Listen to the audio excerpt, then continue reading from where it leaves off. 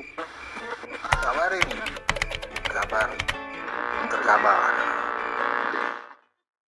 Terima kasih Mbak Afi dan yang terhormat Pak Ganjar.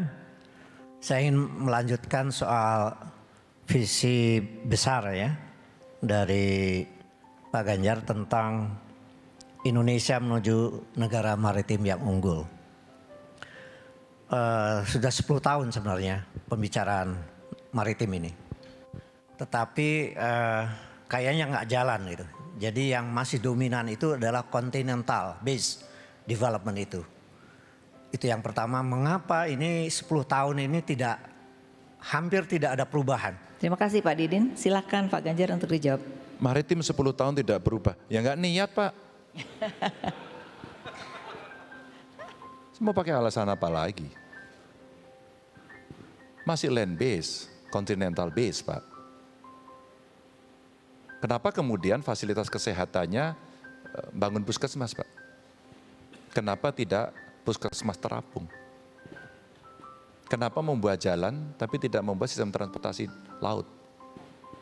Sampai pada suatu ketika pernah terjadi waktu saya masih di DPR Pak. Teman-teman dari daerah Maluku sana meminta undang-undang otonomi khusus untuk daerah atau wilayah kepulauan, bercirikan kepulauan Pak. Karena orientasi Pak. Pak di darat lebih mudah Pak. Maka kenapa saya sampaikan di depan tadi, kenapa kita melibatkan para peneliti, melibatkan aktivis, mereka yang cukup ideologis untuk membangun kekuatan dari laut kita. Saya nemu kok orang-orang Indonesia yang hebat Pak. Saya panggil. Dan juga melamar Bapak Ibu yang ada di ruangan ini. Kita seriusin yuk ini yuk. Saya sudah ketemu Pak beberapa orang. Kenapa tadi saya bicara katakan rumput laut Pak? Sampai secara teknis saya dikasih tahu. Mas Ganjar itu cukup 15 meter pantainya. Kita bisa budidaya. Anda hitung ada berapa. Saya minta staf saya hitung. Dihitung. Gede minta ampun. Tapi kenapa kita tidak melakukan?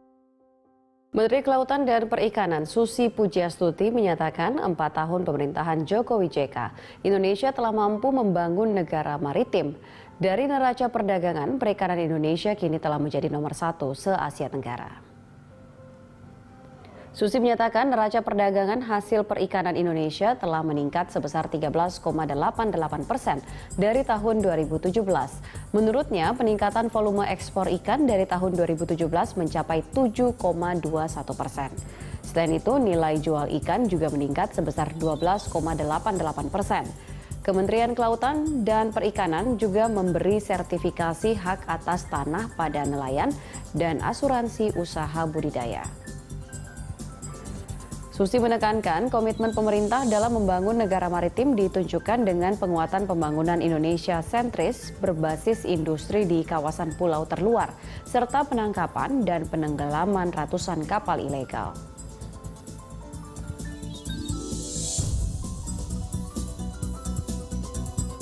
Pertumbuhan perikanan ini di perikanan tangkap itu mutlak kekuatan armada dalam negeri.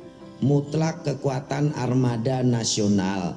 Karena sejak November 2014, kapal-kapal ikan asing, kapal-kapal ikan eks asing sudah tidak boleh beroperasi lagi di wilayah Indonesia.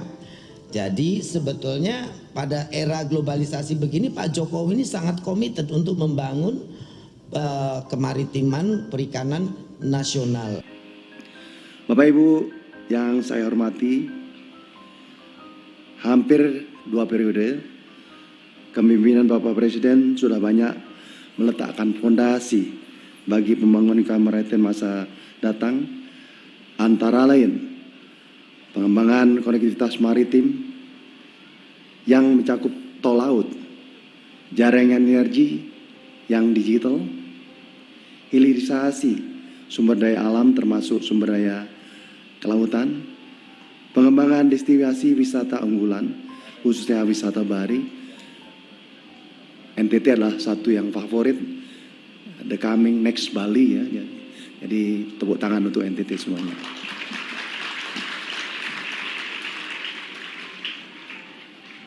Kementerian Markas banyak memberikan satu catatan atau upaya melakukan rehabilitasi ekosistem sumber daya laut seperti mangrove, juga terumbu karang.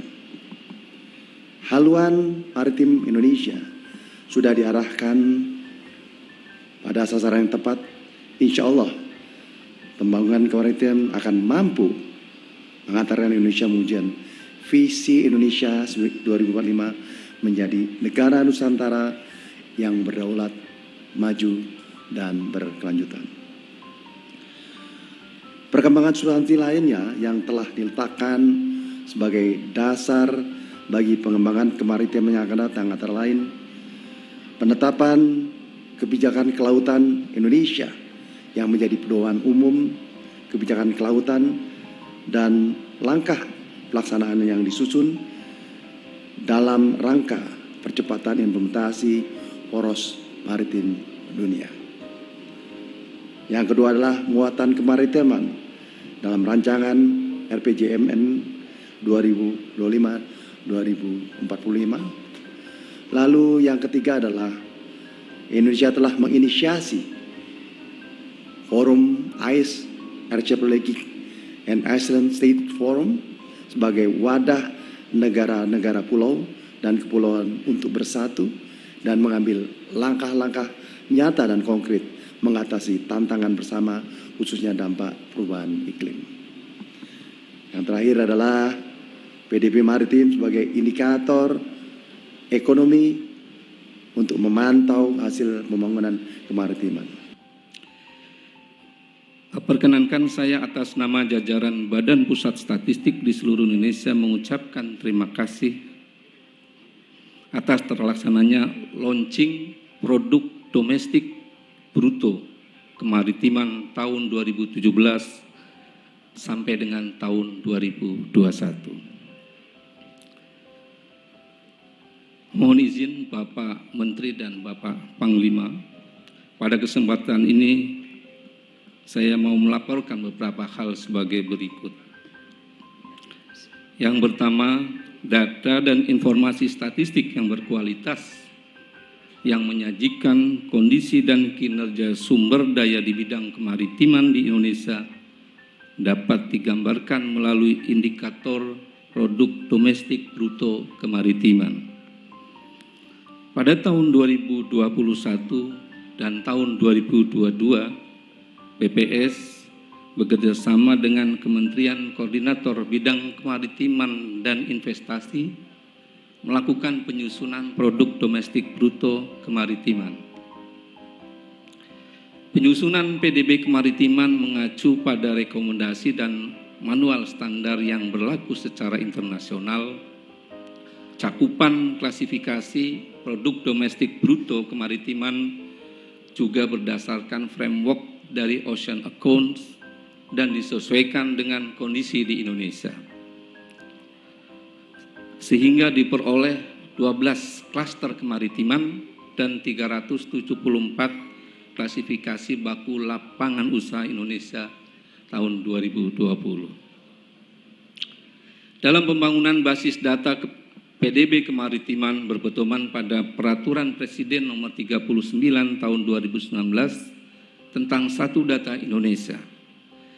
BPS menjalankan peran strategisnya sebagai pembina data statistik.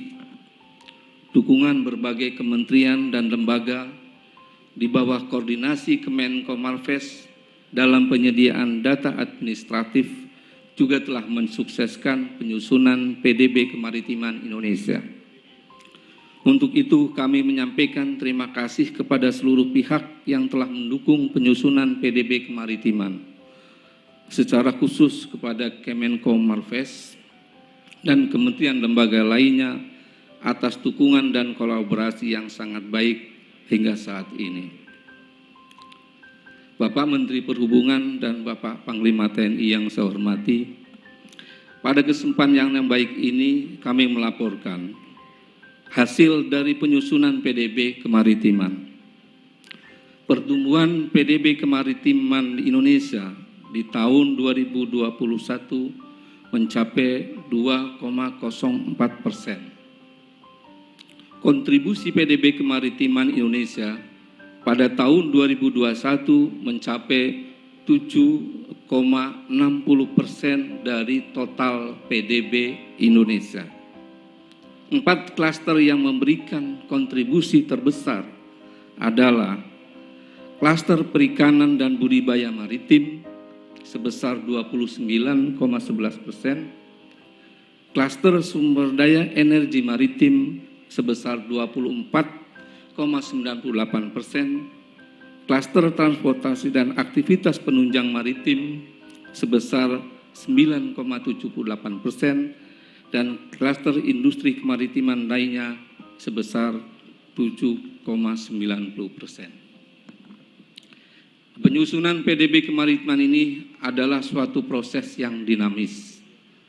Dengan dukungan Kemenko Marves, kami akan terus melakukan kajian mendalam terhadap data-data yang ada dan tidak menutup kemungkinan melakukan penyempurnaan dari sisi sumber data dan metodologi. Hal ini bertujuan untuk selalu meningkatkan kualitas dan akurasi dari penghitungan produk domestik bruto kemaritiman di Indonesia. Dengan peluncuran PDB kemaritiman ini, besar harapan kami untuk terus mengembangkan, memperbaharui, dan menggunakan data PDB kemaritiman untuk mendukung keberlanjutan dan pertumbuhan sektor kemaritiman di Indonesia. Mari kita memelihara laut kita, menjaga keberlimpahan sumber daya alamnya, dan menghargai manfaat yang bisa dinikmati oleh seluruh warga Indonesia maupun generasi penerus kita. Demikian laporan yang